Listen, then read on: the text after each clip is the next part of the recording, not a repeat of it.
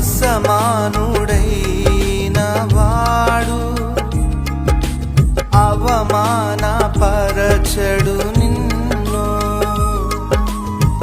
ఓటమి ఎరుగని మన దేవుడు ఓడిపోనివ్వడు నిన్ను.